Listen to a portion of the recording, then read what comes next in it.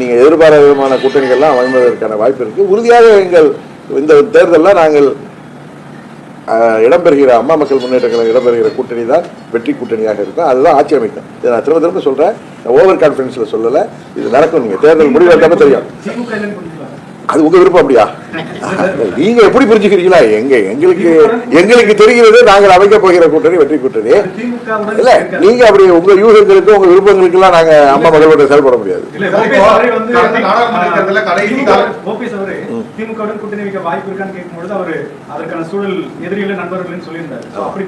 அரசியல் எதிரியும் இல்லை, நண்பர்கள் ஒரு ஜெனரல் ரூல். அதுக்காக பன்னீர்செல்வம் அவர்கள் சொல்ல நான் ஒன்றும் வழிமொழி வேண்டிய அவசியம் இல்லை எனக்கு. நீ உங்களுடைய யூகமான கேள்வியே நான் யூகங்கிறேன். இல்ல நீங்க நேரடி போய் சொல்ற உங்க கேள்வியே இல்ல உங்களுடைய கேள்வியிலே தவறு இருக்குங்கிறதா என்னுடைய ஆன்சர். உங்க கேள்வியே தவறு என்கிற அதுக்கப்புறம் வாய்ப்பு இருக்கா வாக்கியா இருக்கான்னு என்ன பேசுறேன். உங்க கேள்வி தவறு. காலம் உங்களுக்கு பதில் சொல்ல பழனிசாமி சொன்ன மாதிரி வெயிட் பண்ணுங்கன்னு சொல்றேன். இல்ல அது நானும் செய்தி அப்படிதான் பார்த்தேன். நானும் ஊடகங்கள்ல சில தொலைக்காட்சிகள்ல நானும் அது மாதிரி தான் பார்த்தேன். எனக்கு அது செய்தியா தான் இருந்துச்சு. ராஜேஷ் வந்து ரொம்ப டெக்னிக்கா கேட்கிறாரு, அவர் இன்னும் டெக்னிக்கா கேட்கிறாரு. நான் உங்களுக்கு சொல்றேன், இந்த தேர்தலில் நாங்கள் இடம்பெறுகிற கூட்டணி வெற்றி பெறும். உங்கள் கேள்விகளுக்கெல்லாம் இப்போ பதில் கேட்க நான் உங்களை இது பண்ணி பேசுறேன். அந்த யூகமான சில கேள்விகளுக்கெல்லாம் நான் பதில் சொல்ல வேணாங்கிறேன். நல்லதே நடக்கும், நல்லதே நடக்கும். நாங்கள் தான் வெற்றி பெறுகிற கூட்டணியில இருப்போம். இது வரைக்கும் அந்த கேள்வி நீங்க தான் ஃபர்ஸ்ட் நீங்க தான் கேட்குறீங்க. இது வரைக்கும் யாருமே கேட்டதில்லை திமுகவோட கூட்டணிக்கு சொல்லுவீங்களான்னு. யாருமே கேட்டதில்லை. நீங்க இது வரைக்கும் நான் 8 ஆண்டுகளில் யாரும் திமுகவோட வேணுக்குன்னு வேணா சொல்லுவாங்க, பழனிசாமி சைடில் ஒரு பி டீம்பாங்க, நாங்கள் திரும்பி பழனிசாமி தான் பி டீம்னு சொல்லுவோம். இது இந்த கேள்வி முதல் நீங்க தான் கேட்குறீங்க. பிரதமர் நீங்க விரும்புற பதில் நான் சொல்ல முடியாதுல்ல.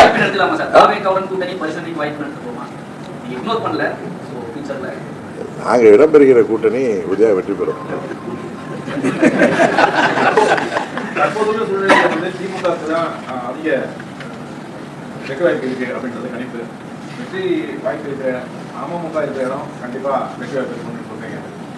நீங்க என்ன அர்த்தத்துல எனக்கு அது மாதிரிலாம் நீங்க சொன்ன மாதிரிலாம் வெற்றி வாய்ப்பை வந்த ஆளுங்கட்சிக்கு இருக்குங்கிற கருத்துலாம் எனக்கு இல்லை.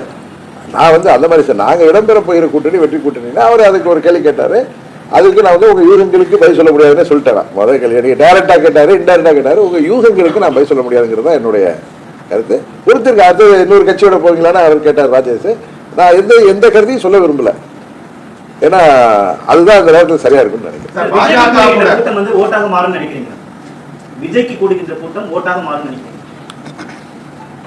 விஜயகாந்த் அவர்கள் போட்டிட்டார்ல, அவரும் தொகுதியில் ஜெயிச்சாரு. அதை விட இம்பாக்ட் அதிகமா இருக்குன்னு நினைக்கிறேன். இது அதுக்காக நான் கூட்டணி போறதுக்காக சொல்லலை. நான் எனக்கு யார் மேலேயும் பொறாமை கிடையாது. நான் யதார்த்தமாக எனது அனுபவத்தில் நான் கேள்விப்படுறத நான் வந்து உங்கள்கிட்ட சரியா சொல்றேன். அவ்வளவுதான். எனக்கு உள்வருத்தம்லாம் எதுவும் கிடையாது. சார், இப்போ நாடாளுமன்ற தேர்தல் நெருங்கும் நேரத்தில் வந்து அதிமுக வந்து பாஜக கூட்டணியிலிருந்து வெளியில வருது. இதே போல வர சட்டமன்ற தேர்தலில் இதே போல பாஜகவில் இருந்து அதிமுக வெளியில எடப்பாடி பழனிசாமி அதிமுக வெளியில வந்தா டிடிவி தினகரன் பாஜக கூட போறது இதே மாதிரி யூகங்களுக்கெல்லாம் நான் பதில் சொல்ல விரும்பல சார். அதான் எனக்கு வெளியில வந்துட்டா வந்து நாங்கள் எங்கள் கூட்டணி நாங்கள் இடம்பெற கூட்டணி தான் வெற்றி பெறுங்கிற தைரியமா சொல்றேன்னா நீங்க வெயிட் பண்ணணும். அதுக்கு சமீபத்தில் அண்ணாமலை அவர்கள் உங்களை சந்திச்சாரு, மறுபடியும் வந்து கூட்டணியில சேரணும்னு வலியுறுத்தி இருக்கேன்னு சொல்லுங்க. உங்களுடைய முடிவு என்ன? ஆமாம், அண்ணாமலை வந்து ஏற்கனவே என்ன சந்திப்பேன்னு சொல்லியிருந்தார் அவங்கள்ட்ட. நான் வெளியூரில் இருந்ததுனால வந்ததான் அன்றைக்கி ஃபோன் பண்ணிவிட்டு அன்றைக்கி ஈவினிங் வந்தார். எங்கள் 2 பேரும் அவர் வரணுன்னது வர சொல்லலை. பட் நாங்கள் ஊடகத்துக்கு தெரியாமலாம் சந்திக்கலை. அவர் சொல்லிட்டு தான் வந்திருக்காரு. ஆனால் அன்றைக்கி சண்டே அன்றைக்கி ஈவினிங் ஃபோன் பண்ணிட்டு வந்தார். அவர் என்ன தொலைக்காட்சியில் உங்கள் ஊடகங்களில் சொன்னாரோ அதுதான் அவர் என்னோட பேசுனது. அது தாண்டி நாங்கள் நண்பர்கள்ங்கிற முறையில் அவர் கிட்டத்தட்ட 1 மணி நேரம் பேசிட்டு அவ்வளோதான். அரசியலில் இருக்கிறதுனால அரசியல் ஒட்டி தான் பேசணும் அவசியம் இல்லை. அதை தாண்டி நண்பர்களாக பல விஷயங்கள் பேசணும். அவர் கூட கேரளா போயிட்டு சிலோன் போகிறேன் ஒரு வாரத்துக்கோ 10 நாளைக்கோ சொன்னார். பட் அதில் என்ன ஒன்றுனா நான் அந்த ஊடகங்களில் டிபேட்லாம் 2 நாளாக பார்க்குற வாய்ப்பு கிடைச்சிச்சு. அண்ணாமலை அவர் ஒன்றும் மாநில தலைவர் கிடையாது, அவர் என்ன அத்தாரிட்டியோட போய் பார்க்குறாரு அப்படின்லாம் சில பேர் ஊடகத்தில் சில பேர் சொன்னாங்க. அது அவங்க கருத்து. பட் அண்ணாமலை அவர்கள் மாநில தலைவராக இருந்தப்போ தான் அவருடைய முயற்சியில் தான் நாங்கள்லாம் அவர் தான் எங்களோட ஒரு 4-5 மாதங்களாக தொடர்பில் இருந்து எங்களை கூட்டணி கொண்டு வந்தார். அப்போ அவர் டெல்லியில் அவங்களுக்கு மேலே உள்ளவங்கள்ட்ட பேசியிருக்கலாம். ஆனால் நாங்கள் யாரையும் சந்திக்கல.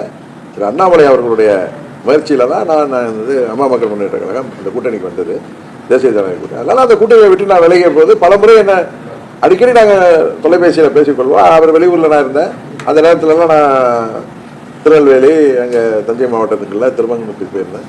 அப்போ அந்த இதெல்லாம் கேள்விப்பட்டது. அவர் என்கிட்ட தொலைபேசியில் தொடர்ந்து வலியுறுத்தி வந்தார், நீங்கள் எல்லாம் அவசரப்பட வேணாம்னு சொல்லுவார். அதே தான் திரும்பி வந்து சொன்னார், என்னோட முடிவை ரீகன்சிடர் பண்ணுவாங்க.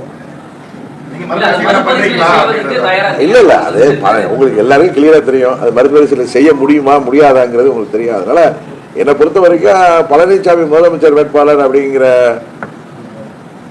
ஒரு என்டிஏ கூட்டணியின் முதலமைச்சர் வேட்பாளர் என்கிற முறையில் அவர்கள் அதில் தொடர்ந்த பட்சத்தில் என்னால் அது மறுபரிசீலனை செய்வதே முடியாது என்பது தான் உண்மை.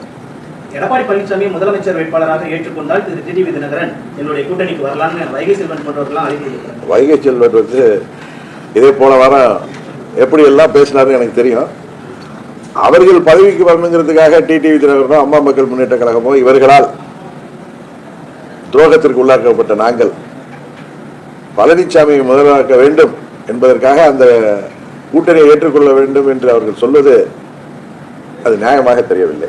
இன்னும் இந்த நேரத்தை சொல்லிக் கொள்கிறேன். சில பேர் இந்த ஊடகங்களில் டிபேட்டில் யூடியூப்ல டிபேட்ல எல்லாம் பேசுறப்ப 21 தேர்தலப்பே டிடிவி தினகரன் வந்து கூட்டணிக்கு வர தயாராக இருந்தாரு, அவர் அப்பொழுதும் பழனிசாமி தானே முதலமைச்சர் வேட்பாளர் அப்படின்லாம் பேசுனாங்க. இது ஏற்கனவே நான் ஒரு முறை பதில் சொன்னேன். அவர்களுக்காக அவர்கள் புரிந்துகிட்டு அப்படி பேசுறாங்களா இல்லை புரியலையான்னு தெரியல. அந்த ஊடகங்கள் எங்கள் கட்சியை சேர்ந்த எங்கள் கொள்கை பொறுப்பு செயலாளரோ சென்னையில் இருக்கிற எங்கள் துணை பொதுச் செயலாளர் கூப்பிட்டா அந்த எங்களை பற்றி ஒருத்தவங்க டிபேட் நடத்துறப்ப எங்கள் கட்சியில் உள்ளவங்களை கூப்பிடணும். ஏதோ 1-2 கூப்பிடுறீங்க, அவரை விட்டுட்டு யாரையும் விட்டு பேச சொல்லிட்டு நீங்கள் அப்படியே அமைதியாக இருப்பது அது ஊடக தர்மத்துக்கும் அந்த நெறியாளருக்கு நல்லா இருக்குதான்னு தெரில. அந்த கேள்விக்கு நான் பதில் சொல்கிறேன். 21 தேர்தலப்ப எனக்கு தெரியும் பழனிசாமி, எங்களுக்கு துரோகம் செய்த பழனிசாமி எப்படி என்னை சந்திக்க தைரியம் வரவருக்கு அவருக்கு தயக்கம் இருக்கும். என்னை விட அவர் கூட்டணிக்கு வருவதற்கு வாய்ப்பே இல்லை.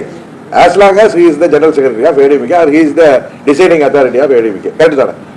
ஆனால் சில நல்ல உள்ளங்கள், நல விரும்பிகள், டெல்லியை சேர்ந்தவர்கள், அம்மாவின் கட்சிகள்லாம் ஒரு அணியில் வரணும், அம்மாவின் தொண்டர்கள்லாம் திமுகவுக்கு எதிராக நாம் எல்லாம் ஒரு அணியில் திரண்டாதான் வெற்றி வாய்ப்பு இருக்குன்னு சொல்லி சொன்னப்ப எனக்கு தெரியும் உறுதியாக அது நடக்கப் போவதில்லை என்று. இருந்தாலும் தெரிஞ்சவர்கள், நாம் மதிக்கக்கூடியவர்கள், வயதிலே பெரியவர்கள், அனுபவம் மிக்கவர்கள் சில கருத்துக்களை சொல்லும் பொழுது அவர்கள் மீது உள்ள மரியாதையில் நீங்கள் முயற்சி செய்யுங்கள். அது நடக்காது என்பது அவர்கள்ட்டையும் சொல்லியிருக்கேன். இன்னொன்று, பழனிசாமி முதலமைச்சர் வேட்பாளர் இருந்தால் நான் அந்த கூட்டணியில் தொடர்வதற்கு வாய்ப்பே இல்லை என்று நான் ரிட்டனாகவே கொடுத்துருக்கேன் அவங்களுக்கு. சில அந்த நேரத்தில் சில முக்கிய டெல்லியிலேருந்து வந்தவர்களை நான் சந்தித்தப்பேன். அது என்னுடைய லெட்டர் பேர்லேயே கொடுத்துருக்கேன். அதனால அவர்களுக்கு சொல்லிக் கொடுக்குறேன். அன்றைக்கு அவர் ஏற்றுக்கொள்ள இருந்தால் அதில் அன்றைக்கு நான் ஏற்றுக்கொள்ளவில்லை. என்னை நான் மதிக்கின்ற சில பெரியவர்கள், அனுபவம் மிக்கவர்கள் என்னிடம் ஒன்று சொல்லும் பொழுது அது வாய்ப்பே இல்லைங்க, இருந்தாலும் நீங்கள் ட்ரை பண்ணிங்க. இப்போ அண்ணாமலைய நண்பர் வந்தார், நீங்கள் ரீகன்சிடர் பண்ணணுங்கிறாரு. அவருக்கும் தெரியும், உங்களுக்கும் தெரியும், எல்லாருக்கும் தெரியும். நான் என்ன காரணம் சொல்லிட்டு வெளில வந்தனோ அந்த காரணத்தை மீறி நான் திருப்பி அதில் போய் போகிறது முடியாது. இன்னும் சில பேர் ஏப்ரல் 12 வெளில போயிருக்கலாமேன்னு சொன்னதுக்கு நான் பல முறை பதில் சொல்லிட்டேன். உங்களுக்கு தெரியும், திரு செங்கோட்டையன் எதற்கு அடிக்கடி டெல்லிக்கு சென்றார், பறந்தார். நாங்கள்லாம் எதற்கு டெல்லிக்கு செல்ல வேண்டும். இன்னும் சில அதே போன்ற அதே நல விரும்பிகள், நாங்கள் மதிக்கின்ற அந்த அனுபவமிக்கவர்கள், எங்களுக்கு தர்ம சங்கடம் இல்லாத அளவுக்கு நாங்கள் விரும்புகின்ற மாற்றங்கள் வர வாய்ப்பு இருக்குன்னு சொன்னாங்க. அதுக்காக வெயிட் பண்ணி பார்த்தோம். அது இல்லை என்று நான் அது வந்து வாய்ப்பு இல்லை என்று நான் உணர்கிற சமயத்தில் எங்கள் நிர்வாகிகளும் தொண்டர்களும் அந்த பழனிசாமியின் பேச்சுகளும் அவருடைய ஆணவத்தனமான பேச்சுகளும் காலம் பதில் சொல்லும், அவங்க கேள்விகளை நான் பதில் சொல்ல முடியாது என்று பேசியதெல்லாம் எங்கள் நான் கூட அதை கண்டுக்காம போனேன். ஏன்னா நான் அதை இருக்க போறதில்லைன்னு எனக்கு தெரியும். ஏன்னா பழனிசாமி எந்த காரணத்திலையும் என்னை சந்திக்கவும் தயங்குவார், எங்களோட கூட்டணிக்கு வரும் தயங்குவார். இது ஊரறிந்த உண்மை. அப்படி இருக்கிற ஏன்னா எங்களுக்கு துரோகம் சொல்லிட்டு எங்களை நேருக்கு நேரம் பார்க்கறதுக்கு அவருக்கு தைரியம் இருக்குன்னு நான் நம்பல. அதனால நான் வந்து எங்க நிர்வாகிகளெல்லாம் பொறுமையா இருங்கன்னு சொன்னேன். ஒரு கட்டத்தில் ஒரு சிலர் என்னை டெல்லிக்கு அழைத்து சென்று தலைவர்களை சந்திக்க வைத்து என்னை காம்ப்ரமைஸ் பண்ணலாம்னு நினைத்து சில முயற்சிகள் செய்தார்கள், என்னிடமே பேசினார்கள். அதை புரிந்து கொண்டு நான் செப்டம்பர் 1ஆம் தேதியே நான் வந்து அந்த அறிவிப்பை வெளியிட்டேன். தொடர்ந்து காட்டுமன்னார் கோயிலில் என்ன கேட்டப்ப ஆமா நான் இந்தியா கூட்டணி இல்லைன்னு சொன்னேன். அதுதான் உண்மை, அதுதான் நடந்தது. இதற்கு வாய்ப்பில்லை. நண்பர் வந்தப்போ நான் பார்த்துக்கிறேங்கன்னு சொன்னார். நண்பர் வந்து நல்ல நண்பர், என் மேலே பிரியமாக இருக்கிறவர், அரசியல் தாண்டி நாங்கள் நண்பர்கள். அவர் என்னை சந்திக்க வந்து இதை கேட்க இதை தான் கேட்பாரு எனக்கு தெரியும். இதெல்லாம் அதை நாங்கள் பேசிட்டு மற்ற விஷயங்கள் பேச இல்லை அதெல்லாம் நான் வந்து இவர் அவர் நான் என்னைக்கும் யாரையும் சொன்னதில்லை. சில தலைவர்களே என்னை சந்திக்க வைத்து என்னை காம்ப்ரமைஸ் பண்ணலாம் அப்படின்னு சிலர் முயற்சி, அவங்க முயற்சியில் நான் தவறாக சொல்லலைன்னா நான் கூட்டணியில் இருக்கிறேன். அது மாதிரி போய் அந்த தலைவர்கள் அனுபவமிக்கவர்கள் என்னை விட வயதில் மூத்தவர்கள் அவர்கள்ட்ட போய் இது மறுபடியும் பேசுவதற்கு முன்பு நான் அந்த கூட்டணியில் இருந்து இருப்பதை விட வெளியில் வந்துட்டேன்னா எனக்கு ஈஸியாக இருக்கும் அதை வந்து நான் அணுகுவதற்கு அதை எதிர்கொள்வதற்குன்னு நினைச்சேன். இல்லை அரசியல் நிரந்தர எதிரியும் இல்லை நிரந்தர நண்பரும் இல்லை. பட் துரோகியை வந்து என்றைக்கும் நண்பராக ஏற்றுக்கிறது வந்து இது வரைக்கும் அரசியல்ல இப்படி ஒரு துரோகம் செய்த நம்பால் பயன்பெற்று இன்னும் சில பேர் கூட பேசுறாங்க. சில அறிவாளிகள் மேதைகள் வந்து ஊடகங்கள்ல நீங்க வாய்ப்பு கொடுக்குறப்ப டிபேட்டுங்கிற பேர்ல பெரிய ஒரு வைகோ அவர்கள் திரும்பவும் திமுக போல என்ன அப்படி கிடையாது. அவருடைய தலைவர் மறைந்த திரு கலைஞர் அவர்கள் கலைஞருடைய தொண்டராக இருந்து 3 முறை அங்க பாராளுமன்ற ராஜ்யசபா உறுப்பினராக இருந்தவர் வைகோ ஏதோ மன கசப்புல அவர் கட்சியை விட்டு வெளியேறிருக்கலாம், கட்சியை விட்டு. பட் இங்க எங்களால் பதவி பெற்றவர்கள், எங்களால் முதலமைச்சர் பதவி பெற்றவர்கள், எங்களால் அம்மா அவர்கள் மறைவுக்கு பிறகு காப்பாற்றப்பட்ட ஆட்சி, அந்த ஆட்சியிலே முதலமைச்சர் ஆக்கப்பட்டவர் எங்களையே வெளியேற்றும் பொழுது அது திரு வைகோ அவர்கள் நிகழ்வுக்கும் மதிமுகவுக்கும் அம்மா மக்கள் முன்னேற்ற கழக நிகழ்வுக்கும் அது என்றைக்கும் பொருந்தாது. இல்லை சார் அப்ப இல்லை சார் அதெல்லாம் அதுக்கப்புறம் போனாங்க. அந்த 18 உறுப்பினர்கள் உட்பட அந்த 18 உறுப்பினர்கள் இல்லைன்னா அன்னைக்கு ஆட்சி அமைச்சிருக்க முடியுமா? நீங்க சொல்றீங்களே அருமையான கேள்வி கேட்கறீங்களே. நீங்க 122 பேர் தான் இருந்தாங்க. திரு பன்னீர்செல்வமும் இன்னும் 10 பேர் சேர்த்து 11 பேர் எதிர்த்து வாக்களிக்கிறாங்க. அப்ப இந்த 18 பேர் இங்கே இருக்காரு, கோவிந்தபாணி இருக்காரு, ஏழுமலை இருக்காரு, இவங்க மாவட்ட செயலாளர்களாக இருக்கிறாங்க. இவருக்கு திரு கோவிந்தபாணியும் திரு ஏழுமலையும் இங்க இருக்காங்க. அவர் தான் நான் கூப்பிட்டேன் வந்து உட்காருங்க அப்படின்ட்டு. அதுக்குள்ளார பழைய எம்எல்ஏ அவர் வந்துட்டாரு, சரின்னு விட்டுட்டேன். வந்து இவர் 2011 எம்எல்ஏ அம்பத்தூர் எம்எல்ஏ வந்து என்ன சொல்ல வந்தேன். அதனால அந்த 18 பேர் நீங்க சொல்றீங்களா நிறைய பேர் அங்க இருந்தாங்க. ஆனா அந்த 18 பேர் அன்றைக்கு மாற்றி ஓட்டு போட்டுருந்தா என்ன ஆயிட்டு இருக்கும்? கரெக்டு தானே நான் சொல்றது? அதனால நாங்கள் என்றைக்கு இந்த எம்எல்ஏக்கள் இங்க இருக்காங்க கேளுங்க. ஆட்சி மாற்றத்தை கொண்டு வரணும், ஆட்சியை கவுக்கணும்னு நினைக்கல. பழனிசாமி நன்றி இல்லாதவராக இருக்கிறார். ஆட்சியை காப்பாற்றி தந்த எங்களுக்கு அவர் துரோகம் செய்து விட்டார். எங்கள் துணை பொதுச் செயலாளரை கட்சியில் நீக்குவதன் மூலம் எங்கள் கட்சிக்கு அவர் களங்கம் ஏற்படுத்தியிருக்காரு, பொதுச் செயலாளருக்கு களங்கம் ஏற்படுத்தியிருக்காரு. அதனால நாங்கள்லாம் கவர்னர்கிட்ட போய் மனு கொடுத்தாங்க. மனுலாம் நீங்க பார்த்துருப்பீங்க. We want to change the chief minister தான். அவங்க பெருந்தன்மையா சொல்றாங்க யாரும் துரோகி இல்லைங்கிற வார்த்தையெல்லாம் அவங்க துரோகத்தை நான் வந்து தாங்கிக் கொள்கிறேன் வேண்டாம் அவங்க சொல்லியிருக்கலாமே தவிர யாரும் துரோகி இல்லைன்னு எப்படி சொல்ல முடியும்? அப்பட்டமான துரோகத்தை எப்படி சொல்ல முடியும்? அவர்கள் பெருந்தன்மையை ஏற்றுக்கலாம், நாங்க ஏற்றுக்கணும் அவசியம் இல்லை. நாங்கள் ரோட்ல நின்று போராடுறவங்க 7-8 வருடமாக பழனிசாமி அவர் ஆட்சியில் நாங்கள் காப்பாற்றி கொடுத்த ஆட்சியில மேதின கூட்டம் கூட நாங்க வந்து கோர்ட் அனுமதியோடு தான் நடத்தினோம் பிரதர். அந்த 4.5 ஆண்டுகள் எவ்வளவு அடக்குமுறைகள், தேர்தல் நேரத்தில் எவ்வளவு அடக்குமுறைகள், எவ்வளவு கைதுகள், எந்தெந்த மாவட்டத்தில் முன்னாள் அமைச்சர்களாக இருந்தவர்கள் எங்கள் நிர்வாகி மேல வழக்குகள், பிபிடி ஆக்ட் அதெல்லாம் கைது பண்ண வச்சிருக்காங்க. அதையெல்லாம் தாண்டி இந்த இயக்கம் இருக்குது. அவர்களெல்லாம் தாண்டி இன்னும் நிறைய பேரை புள்ள பிடிக்கிறவங்க மாதிரி அவர்களுடைய கஷ்டங்கள் தெரிந்து பணத்தால் அடித்தார்கள். ஏன் இப்ப கூட்டணியில இருந்தோம்ல, ஏப்ரல் 11 பழனிசாமி கூட்டணிக்கு வந்தார்ல, இந்த 3 மாதங்கள்ல நான் வந்து சாத்தூர் தொகுதியில தொகுதி கூட்டத்துக்கு போயிருந்தப்ப அங்க அதிமுகவை சேர்ந்த ஒரு நிர்வாகியிடம் வந்து சேர்ந்தப்ப கூட கூட்டணியில இருக்கீங்க அப்படின்னு சொல்லி நான் எங்க மாவட்ட செயலாளர் மூலம் அங்க உள்ளவர்களுக்கு சொல்லி வந்தாரு. நாங்க சேர்க்கலன்னு சொல்லிவிட்டேன். ஆனா எங்க கட்சி நிர்வாகிகளை புள்ள பிடிக்கிற மாதிரி பிடிச்சிட்டு போனாங்க. மாவட்ட செயலாளர் ஒருத்தர் இருக்காரு, அவரை நாங்க மாத்த போறோம்னு தெரிஞ்சா அந்த மாவட்ட செயலாளருக்கு விலை கொடுக்கப்பட்டது. அது மாதிரி சில நிர்வாகிகள் அவங்க வந்து அங்க லோக்கல் பிரச்சனை இல்லை, அவங்களுக்கு பொறுப்பு போயிடும் தெரிகிறப்ப அவங்க விலை கொடுத்து வாங்கினார்கள். எது இந்த கூட்டணியில் இருக்கிறப்ப எங்க துணை பொதுச் செயலாளர் ரங்கசாமி அவர்கள் தொகுதியிலேயே 2 ஒன்றிய செயலாளர்களே அவர்களுக்கு பண கஷ்டம் இருந்ததை தெரிந்து கொண்டு 10 லட்சம் 15 லட்சம் கொடுக்கப்பட்டு அவருக்கு கட்சிக்கு வாங்கியிருக்காங்க. இதெல்லாம் ஒரு கூட்டணி, இதெல்லாம் எங்களை அழிக்க நினைப்பவர்கள் எப்படி கூட்டணி போக முடியும்? இல்லைங்க எங்களை தம்பி உங்களுக்கு தான் எங்களை அழிக்க நினைப்பவர்கள் நம்பி அவர்களோட எப்படி நீங்க நாங்க போய் கூட்டணி போக முடியும்? அமித்ஷா வந்து அதிமுகவுடன் மீண்டும் கூட்டணியை உறுதிப்படுத்தின பிறகு நீங்க கொடுத்த பேட்டியில வந்து தேசிய ஜனநாயக கூட்டணியில நாங்க இருக்கிறோம், தமிழ்நாட்டை பொறுத்த வரைக்கும் அதிமுக தான் கூட்டணிக்கு தலைமை தாங்கும் அப்படின்ட்டு நீங்களே வந்து செய்தியா சொல்லியிருக்கீங்க. இந்த இடைப்பட்ட காலகட்டத்தில் ஏன் இல்ல சார் அதிமுக அதுதான் எல்லாரும் தெரியுமா? நான் உங்களுக்கு சொன்ன ஏப்ரல் 12 ஜனம் டிவி ஃபங்க்ஷன்ல நான் போய் அம்மாவுடைய கட்சி தானே தலைமை தாங்குதுன்னு சொன்னேன். என்ன சொன்னா அம்மாவுடைய கட்சி தான் தலைமை தாங்குதுன்னு. ஒரு கட்சி கூட்டணியில ஒரு கட்சி தலைமை தாங்குவதற்கும் முதலமைச்சர் என்கிற வேட்பாளராக அறிவிக்கப்படுவதற்கும் ஒரு முதலமைச்சர் வேட்பாளரை நாங்கள் ஏற்றுக்கொள்வதற்கும் எங்களுக்கு தான் அந்த கட்சியில வேற யார் மேலேயும் எங்களுக்கு ஒன்றும் எந்தவித மனஸ்தாபமும் இல்லை, அவர்கள் மீது எந்த வருத்தம் இல்லைன்னு சொல்லிட்டுமே. அவர்களாம் ஆட்சி அதிகாரம் இருந்தப்ப அதை காப்பாற்றிக் கொள்வதற்காக அங்கே இருந்தவர்கள். அவர்கள் எனக்கு தெரிஞ்சு 90% மேல் எங்களோட மறைமுகமாக எங்களை சேர்ந்தவர்களிடம் நாங்கள் எல்லாம் கட்சிக்கு வரணும் அப்படிங்கிற எண்ணத்தில் எங்களுக்கு பிரதிபலிப்பவர்கள். அதான் நான் சொல்கிறேன், அந்த கட்சி கூட்டணி தலைமையாக இருப்பதில் எங்களுக்கு ஒன்றுமே கிடையாது. அதுதான் இதுனா உங்களுக்கே தெரியாதா? இது ஒரு பெரிய கேள்வி என்று கேட்குறீங்க. முதலமைச்சர் வேட்பாளராக யார் இருக்கக்கூடாதோ அவர் இருக்கின்ற பட்சத்தில் நாங்கள் இருக்க முடியாது.